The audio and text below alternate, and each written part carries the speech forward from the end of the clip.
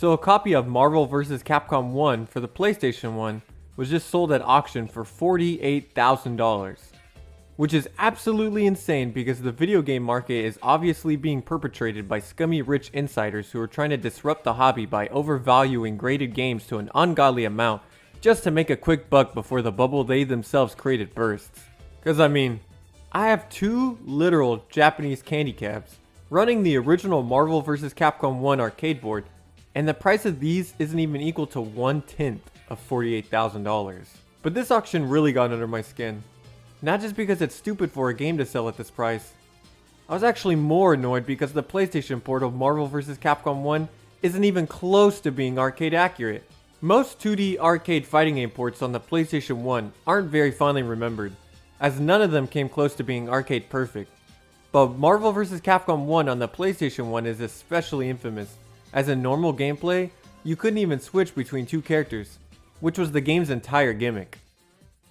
But after this insane auction, I decided to check out this little port out of curiosity's sake.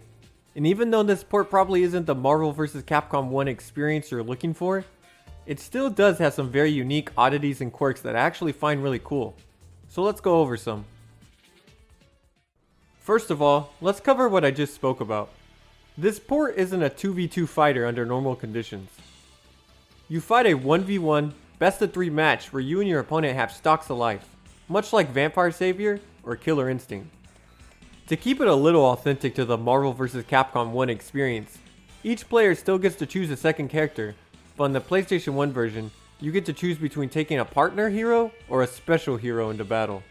Let's start with the partner hero option, which has you selecting another one of the playable characters, but sadly you can't tag to them or use them like an assist. Instead, you get access to a counter with your partner that's done in block stun to get the opponent off of you, which by the way, is insanely good. It doesn't cost meter, and it can kill. This port is already insane. You can also do crossover combinations, where you and your partner hero do a super at the same time, and you also have access to dual team supers, which do not work like they do in the arcade version of Marvel vs. Capcom. Usually a dual team super has you and your partner coming out, and you control them both at the same time, leading to some very interesting setups and combos. But due to the lack of memory on the PlayStation, performing a dual team super has you controlling a clone of your opponent's character instead of your selected partner hero. So, I hope you know how to play your opponent's character. While partner heroes are cool, I think special heroes are much better, because they're your basic Marvel vs. Capcom 1 assist, but they're infinite. Which if you've ever played Marvel vs. Capcom 1, you already know that sounds extremely busted. In the arcade version of Marvel vs. Capcom 1, each assist could only be called a certain number of times before they ran out. But in the PlayStation version, I can spam Colossus all day and never have to play neutral. I love it. Special heroes also get the ridiculous option of counters where you call your assistant block stun. But they can also do their own dual team super, where your assist automatically keeps coming out for a short period of time. Which is basically how I was already playing the game anyway, so. Also, you get to actually just choose your assist on the character select screen.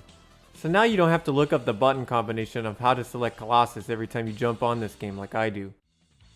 As for other gameplay changes, whenever you do an air combo or a throw, a cool little zoom in happens on every hit, which I find a bit charming. There's also a launcher macro when you hit light punch and light kick for every character, which is a nice addition of accessibility. But most interestingly of all gameplay changes, specials and supers are both super cancelable now. Newer players might be shocked to hear that special moves couldn't be cancelled into supers in Marvel vs. Capcom 1, but this opens the door up to a lot of interesting stuff that I need a real combo monster to dig into, because this feature probably has a bunch of undiscovered jank that's never been showcased since it's only in the PlayStation port.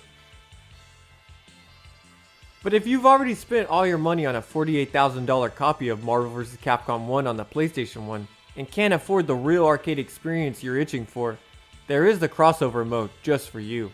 Crossover mode takes away all of the PlayStation exclusive new mechanics and attempts to emulate the tag team arcade experience by having you and your opponent choose a character, then forcing whoever your opponent chose to be your second character. So both players will be using the same team in reverse order, because this is the only way that the PlayStation's memory could emulate the original game's experience. But hey, it's like you're playing the arcade game. Almost. Something else I appreciate about this port is that the game saves the secret characters onto the character select screen, so you don't have to do codes to play as them like in the arcade version. And you can even play as Onslaught, which is honestly pretty cool for this port to allow. But in the end, is this game worth $48,000? Of course not. But in a weird way, I'm glad it sold for that much because I probably never would have bothered to take a look at this port that I found out was a lot more interesting than I gave it credit for. So, I guess the ultra rich finally did something to benefit me in some way. Thanks,